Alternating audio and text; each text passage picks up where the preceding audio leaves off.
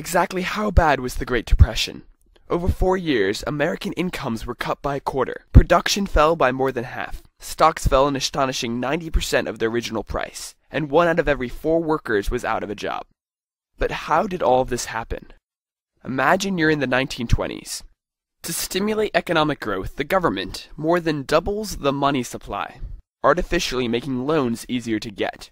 This causes a massive boom in unsustainable economic prosperity and stock market growth, creating the Roaring Twenties. The government then removes about a third of the money in the economy, reducing the availability of loans and lowering prices. This rollercoaster monetary policy, increasing interest rates, and lack of loans signal wise investors to get out of the market. The masses of people follow on Black Thursday, crashing the stock market. However, this type of crash isn't unusual. Past stock market crashes recovered quickly and without government intervention, like the Depression of 1920 to 1921. Stocks rise again and the economy could recover completely, but President Hoover passes the Smoot-Hawley tariff, raising international trade barriers on imports to an all-time high, in an attempt to make people buy American to fix unemployment. In retaliation, foreigners raise their own trade barriers. This virtually closes our borders to international trade. American exporting industries are crushed, agriculture collapses, ruining rural banks, and unemployment soars. As businesses close, the government deficit increases since no one can pay taxes.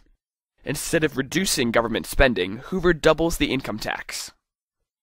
President Roosevelt then wins the election, defeating Hoover, and promises to reverse Hoover's unpopular interventionist policies and reckless spending. However, Roosevelt does the opposite of what he vowed. He breaks the promise of the dollar by criminalizing ownership of gold, and then devalues the dollar by almost half. He closes thousands of banks, destroying savings, creates Social Security, almost doubles the debt, enacts national minimum wage laws, throwing unskilled workers out of their jobs, and passes a series of economic programs called the New Deal, depressing the economy further.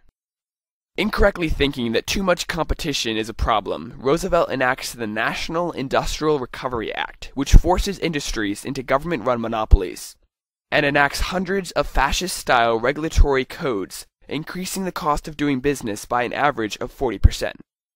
In fact, a man was put in jail for charging 35 cents instead of 40 cents to press a pair of pants.